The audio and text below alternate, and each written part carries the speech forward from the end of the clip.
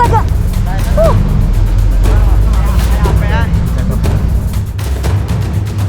Tanjakan turunannya terjal banget, ditambah hanya bebatuan. Dan ini lagi musim hujan. Astaga! Oh.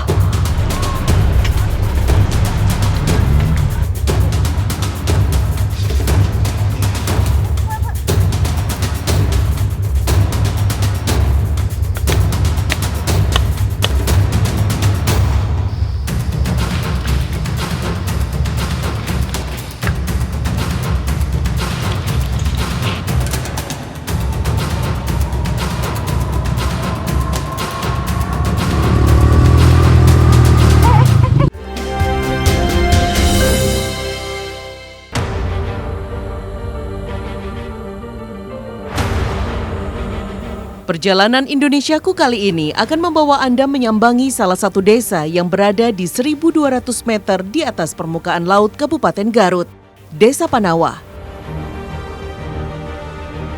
Kami mulai perjalanan panjang ini dari Kampung Sumadera. Ya, ini saya sudah sampai di titik terjauh dari Desa Panawa yang di sini juga jalannya mulai rusak. Sejauh 20 km kurang lebih jalannya tidak terurus dan masih rusak. Dan sekarang saya akan menuju ke Desa Panawa.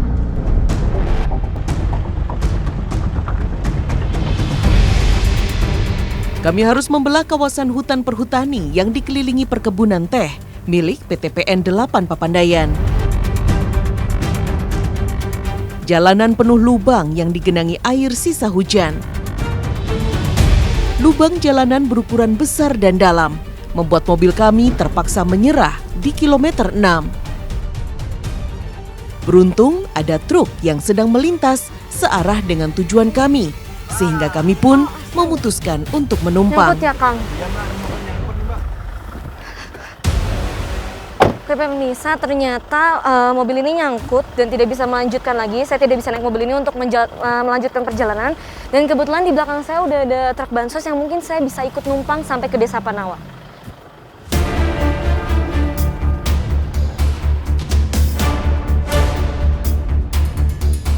Jalur ini adalah peninggalan zaman penjajahan kolonial Belanda. Namun hingga 76 tahun kemerdekaan, jalan ini tetap saja berupa jalan makadam berbatu. Setiap tahun warga meminta perbaikan, tapi jawaban tak kunjung datang. Padahal jalur ini adalah jalur tengah penghubung Kabupaten Garut menuju Kecamatan Pengalengan, Kabupaten Bandung. Wah, astaga!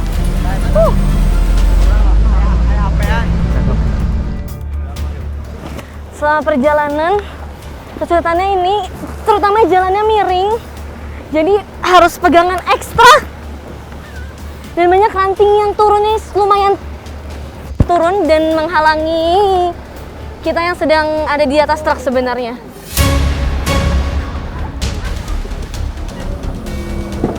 Jalan sepanjang 20 km inilah yang harus dilalui warga setiap hari. Parahnya kondisi jalan membuat kami butuh hingga 3,5 jam untuk melintasinya.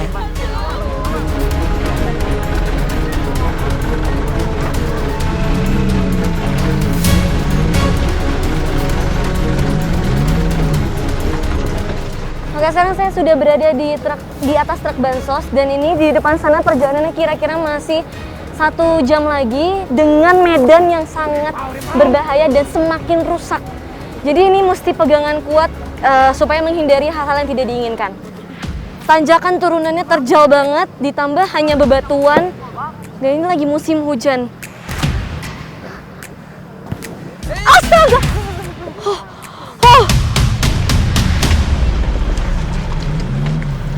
Guncangan truk saat melintasi lubang dan genangan jalan berulang kali kami rasakan di sepanjang perjalanan. Ya, hanya truk saja yang cukup tangguh melintasi jalan ini. Bila tidak ada truk, warga pun hanya bisa mengandalkan motor atau ojek gunung. Akhirnya, kami sampai juga di Desa Panawa, Kecamatan Pamulihan, Kabupaten Garut.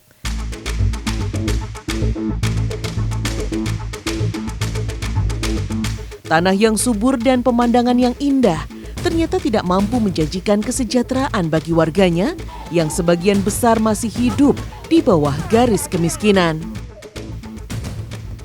Sebagian besar warga menggantungkan hidupnya dengan menjadi buruh pemetik teh, kopi, atau buruh tani.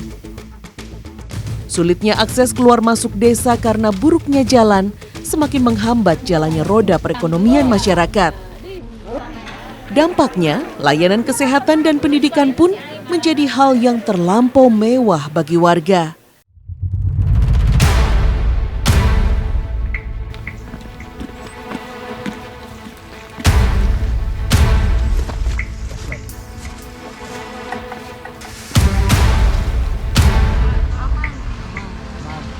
Pak Sudin, Pak Parman, dan Pak Unen misalnya.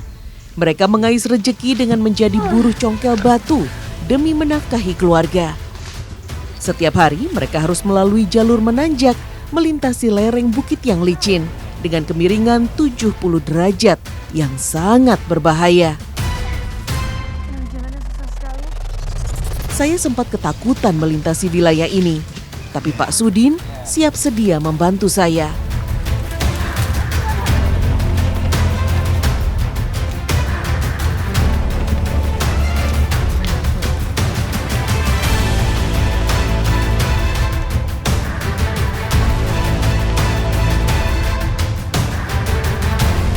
Di tebing terjal inilah mereka bekerja. Kami harus mencongkel lempengan batu yang menempel di lapisan tanah yang tipis. Sekarang saya sedang berada di tebing batu bersama bapak-bapaknya. Ini pekerja yang biasa memang mencari batu dengan ketinggian tebing kurang lebih 60 meter dan kemiringan kurang lebih 85 derajat. Bayangkan itu dilakukan oleh bapak-bapak ini tanpa safety, hanya dengan sepatu boot dan sarung tangannya. Ada trik khusus agar batu bisa tercongkel dari posisinya, yaitu mencari urat batunya. Batu yang berurat lebih mudah dicongkel. Satu persatu batu yang berhasil kami dapatkan dilemparkan ke bawah. Sungguh, pekerjaan ini sangat menantang bahaya, karena lemparan batu dari tebing yang tinggi ini bisa saja menimpa para pekerja di bawah sana. Semua pekerja harus ekstra waspada agar tidak ada satu orang pun yang terluka. Pak Sudin udah berapa lama jadi buruh ngambil batu gini, Pak?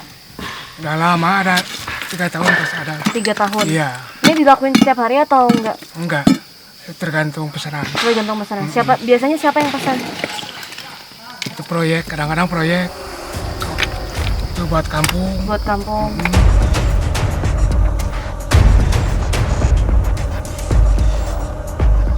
Bekerja tanpa satupun alat keamanan tentu sangat beresiko.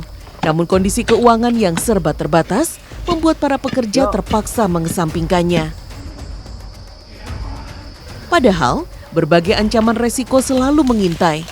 Mulai dari percikan material akibat benturan palu dan batu, hingga tanah yang labil. Dan bisa longsor kapan saja. Itu sebabnya, semua orang harus saling membantu dan mengawasi demi keselamatan bersama.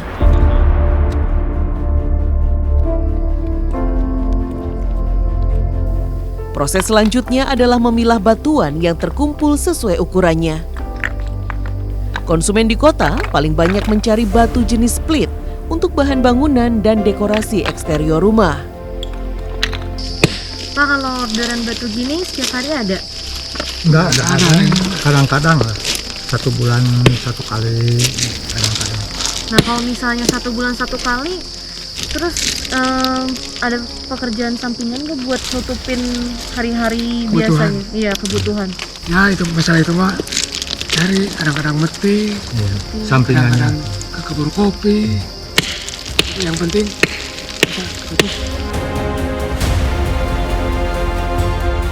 Batu berukuran besar harus dipecah-pecah menjadi ukuran 2x3, ukuran standar batu split yang dicari konsumen. Dalam sehari, Pak Sudin dan 2 orang kawannya bisa menghasilkan batu belah hingga 1 kubik yang dihargai Rp100.000. Harga ini pun masih harus dibagi 3, sehingga masing-masing orang hanya mendapatkan sekitar Rp35.000 saja. Bila dibanding resiko dan bahaya yang dihadapi, harga ini sungguh tidak sebanding.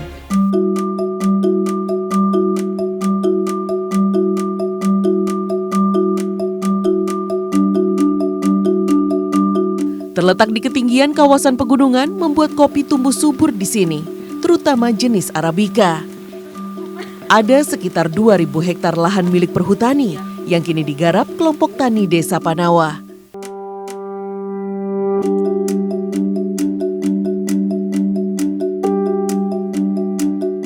Pak Enjang Sukmala adalah salah satu warga yang diizinkan menggarap kebun kopi seluas kurang lebih 6 hektar. Kopi akan berbuah melimpah bila jarak tanam dan paparan cahaya matahari cukup terpenuhi.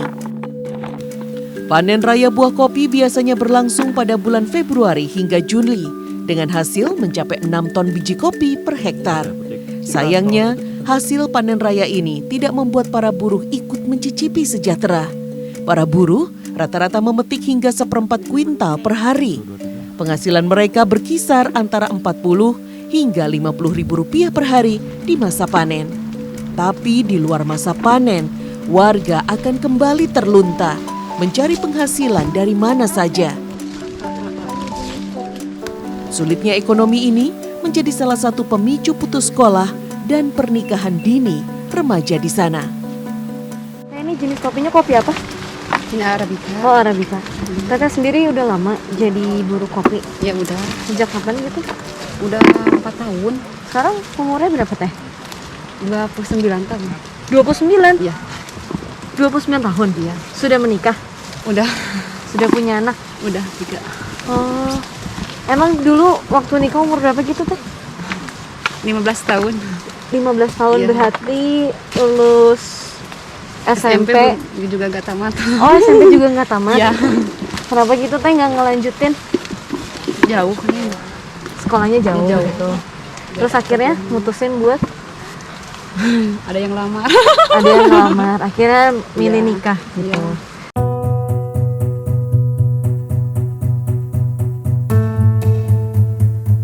Ya, Aan hanyalah satu dari sekian banyak remaja yang terpaksa menikah di usia yang sangat muda.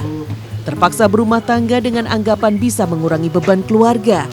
Tapi sekarang sudah terlalu terlambat menyesali semuanya. Kopi yang sudah dipetik segera dibawa ke pengepul. Di sini biji kopi ditimbang, lalu kulit dan biji kopi dipisahkan dengan mesin khusus. Biji kopi kemudian difermentasi dengan perendaman selama 24 jam hingga getah kopinya hilang.